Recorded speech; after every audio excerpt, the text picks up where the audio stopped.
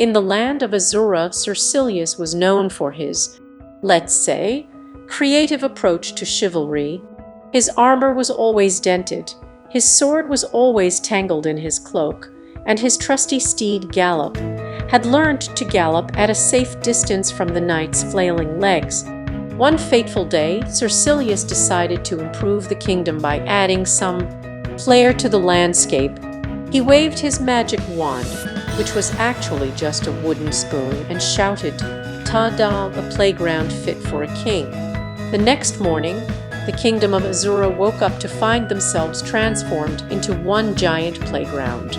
The castle walls were now giant slides, the moat had turned into a wobbly seesaw, and the streets were covered in bouncy trampolines. The poor villagers stumbled out of their houses, rubbing their sleepy eyes, only to face a maze of silly obstacles. Sir Sillius, realizing his mistake, knew he had to become the king of fun to save the kingdom from utter chaos. He donned his most ridiculous outfit, a bright pink suit with flashing bells on the shoulders, and set off to conquer the playground. First, he encountered the Tunnel of Tangles, where giant rubber bands entwined the tunnels, making it impossible to navigate without getting stuck in silly poses. Sir Sillius giggled as he found himself dangling from his own sword like a human pinata.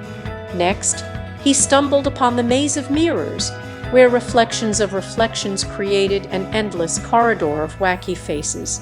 The knight's mirrored image started doing backflips, and Sir Sillius couldn't help but join in laughing at their synchronized silliness.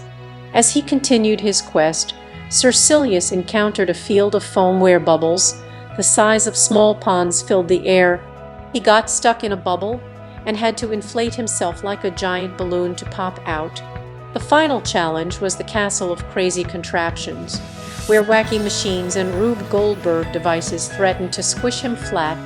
Sir Sillius cleverly used his sword as a makeshift jump rope, leaping from contraption to contraption, dodging swinging pendulums and rolling balls. At last, he reached the throne room, where a giant trampoline awaited. With a triumphant ta-da and a bit of bouncy momentum, the villagers cheered as the kingdom transformed back into its original shape, but with an added layer of whimsy.